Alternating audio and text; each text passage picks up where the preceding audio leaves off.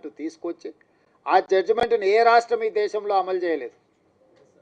ఏ రాష్ట్రం, ఏ కేంద్ర ప్రభుత్వం ఇవాళ మా సోదరుడు ఎక్కడైతే మద్దతు పలుతుందో, నాకు మంచి మిత్రుడు ఆయన, నాకేం విభేదాలు లేవు. నేను మళ్ళీ మీరు ఎవరైనా అనుకున్నారు, కృష్ణమాదిగతో నాకు పర్సనల్ రిలేషన్ చాలా గొప్పగా ఉంది.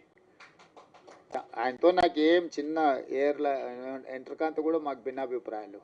కాకపోతే నాకంటే ఆయన కిషన్ అన్నని మోడీని ఎక్కువ నమ్ముతుండే. కానీ వాళ్ళ ప్రభుత్వాలు ఉన్న దగ్గర కూడా ఎక్కడ అమలు చేయలే, ఎక్కడ కూడా.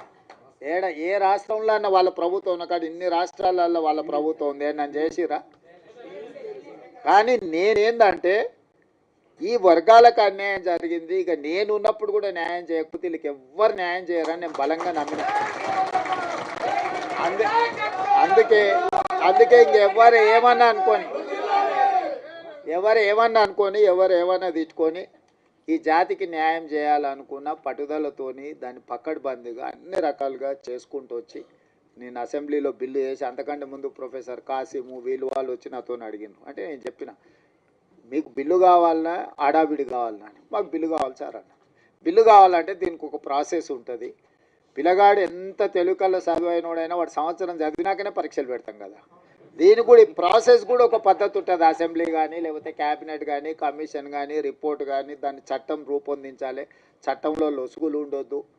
మళ్ళీ దాన్ని చట్టం చేసినాక మళ్ళీ దాన్ని ఎవరో గారు దాంట్లో ఏదో ఒకటి ఎతికి కోడిగుడ్డు మీద ఈకలు వీకినట్టు ఏదైనా చేస్తే అది మళ్ళీ మొదటికి వస్తే ఇంక మళ్ళీ ఎప్పటికీ ఇది అపరిష్కృతమైన శాశ్వత సమస్య ఉంటుందని చెప్పి దాన్ని పక్కడ్బందీ చేసి దాన్ని మొత్తం దామన్నను ముందలు పెట్టి వెనకంగా మేము అందరం ఉండి మిగతా వాళ్ళందరినీ సమన్వయం చేసుకుంటూ నేను సభలో కూడా అందరినీ కూడగట్టి, ఎవ్వరు కూడా దీన్ని వ్యతిరేకించే సాహసం చేయలేదు, ఎవరిని కూడా వ్యతిరేకించనీయకుండా వ్యవహారం నడిపినాం.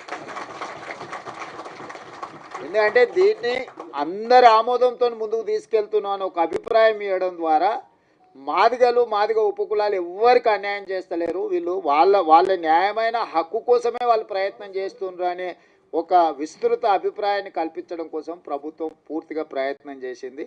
ఇవాళ దాన్ని సాధించుకున్నాం. నేను ఆయన అసెంబ్లీలో చెప్పిన, దీన్ని కొలిక్కి తెచ్చే వరకు ఏ నోటిఫికేషన్ ఇవ్వనండి. ఆయలటి నుంచి ఇవాళ వరకు ఒక్క నోటిఫికేషన్ కూడా ఇవ్వలే.